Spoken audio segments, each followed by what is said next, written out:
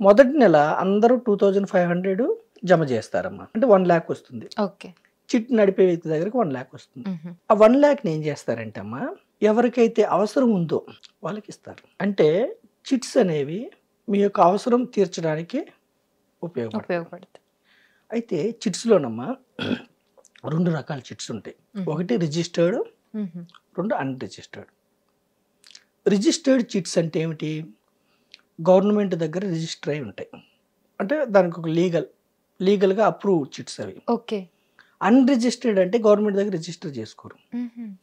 ఓకేనమ్మా. ఇప్పుడు ఫస్ట్ 40 మంది జాయిన్ అయ్యారు. ఫస్ట్ రిజిస్టర్డ్ చిట్ గురించి చెప్తాను, తర్వాత అన్రిజిస్టర్డ్ చెప్తాను. 40 మంది జాయిన్ అయ్యారమ్మా. ఫస్ట్ 1 lakh వచ్చింది. ఇప్పుడు రిజిస్టర్డ్ చిట్స్ అంటే మార్గదర్శి, శ్రీరామ్ చిట్స్ ఇట్లాంటివి.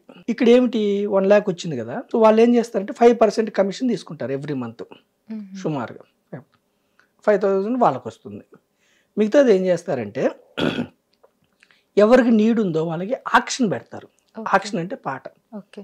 అంటే మీరు ఎంతవరకు నష్టపోవడానికి సిద్ధపడతారు. ఫస్ట్ మంత్ నాకు కావాలనుకోండి, ఆక్షన్ ఎంత ఉంటుంది? జనరల్గా 30%, 35% నష్టపోవాలి మొదట 6 నెలలు. అంటే అంత తగ్గించి ఇచ్చినా నేను తీసుకుంటానని. సపోజ్ 1 lakh చిట్ అనుకోమ్మా, నేను 30,000 ఆక్షన్ పాడాను అనుకోమ్మా, అంటే నాకు 70,000 ఇస్తారు. ఓకే. ఇప్పుడు ఫస్ట్ పాడుకున్న వ్యక్తికి నష్టం ఎంత? 30,000. ₹1,00,000 చిట్టు, కానీ 70 తీసుకున్నాడు. కానీ లక్ష కట్టాలా? కానీ అతనేమనుకుంటాడు, అతను కట్టింది ఎంతమ్మా ఫస్ట్ మంత్? 2,500. కానీ వస్తుంది ఎంత? 70,000. అతనేం ఆలోచిస్తాడు, 40 నెలల తర్వాత కదా నా 1,00,000 కట్టేది, మొదటి నెలే నేను 2,500 కడుతున్నాను, సో నా 70,000 వస్తుంది కదా అని అతను ఏం చేస్తాడు, ఈ 70,000కి వడ్డీ లెక్కేసుకుంటే ఈ 40 monthsలో నాది కూడా 1,00,000 అవుతుందని అతనికి ఇమ్మీడియట్గా స్కూల్ ఫీజులో లేదంటే ఏదో అవసరం ఉంటుంది, అతను హ్యాపీ.